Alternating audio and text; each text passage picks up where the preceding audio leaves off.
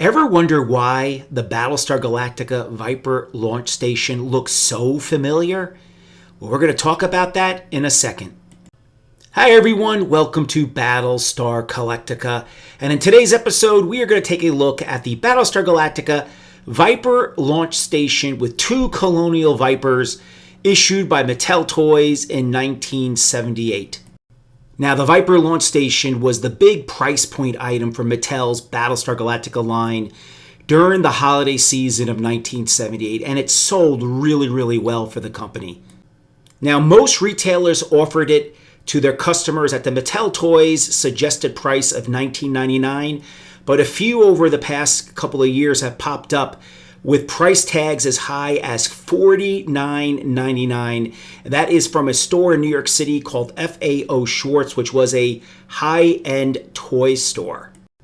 So the Battlestar Galactica Viper launch station has a very interesting story that ties directly into Mattel acquiring the Battlestar Galactica license from Universal Studios. So the license was picked up by Mattel late in 1977. That's when negotiations were occurring between the two companies. It was finalized early in 78, and Mattel needed to show something at the all-important New York Toy Fair in February of 1978, and they were stuck. They didn't know what to do. Now, Mattel management was very divided on the Battlestar Galactica license. On one hand, they want to do an elaborate toy line like what Kenner was doing with Star Wars with action figures and scaled ships. But on the other hand, they were terrified that if the TV show bombed, they would lose a fortune, not just in the licensing fees, but in a complete toy line that they were going to develop from scratch. We're talking millions of dollars lost on a show that may have bombed when it came out during the fall of 1978. So what do you do in that circumstance? If you're the management, how do you try to protect your interests by also offering something cool for kids based on a unproven property?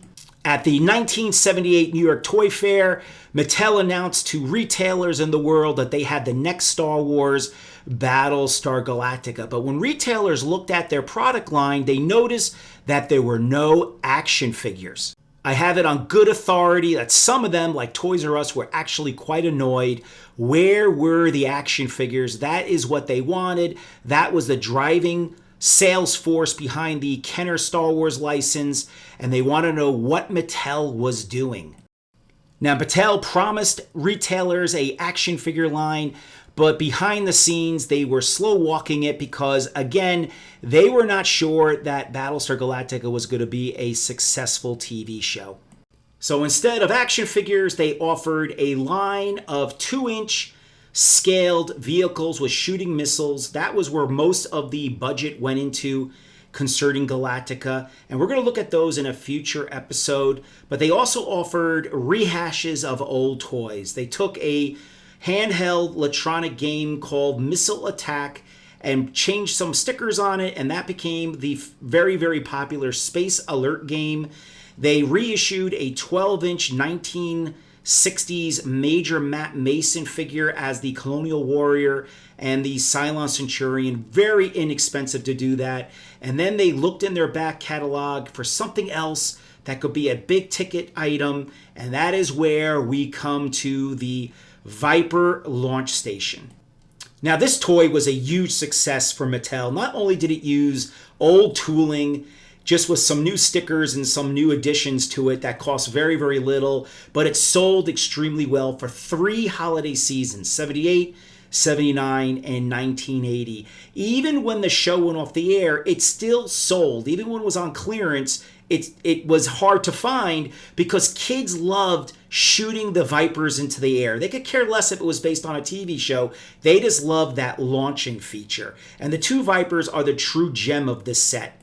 Now, I know that well after my Viper launch station fell apart, even I remember when the rubber bands snapped and you couldn't find them at a hardware store. They were just some weird size. I had a ball playing with these two Vipers. They survived many years after my Viper launch station was a distant memory. Now to answer that question from the top of the video, where did we see this toy before? Because Mattel went to their back catalog and converted an old toy called Flying Aces to the Viper launch station. There you see it, this little boy holding onto this blue flight deck. All they did was take that and convert it to Battlestar Galactica. Now, Flying Aces was an awesome line. Take a look at that aircraft carrier. Imagine if Mattel had done that for Battlestar Galactica and made a huge Galactica launch bay as big as that aircraft carrier. So that is the history of the Battlestar Galactica Viper launch station, an old toy dressed up as something new for the holiday season of 1978. I hope you enjoyed it. I plan on doing some more deep dives into the history of Mattel's toy line in the future. So please subscribe to the channel, give this episode a thumbs up, have a great Galactica day, and I will see you in the next video.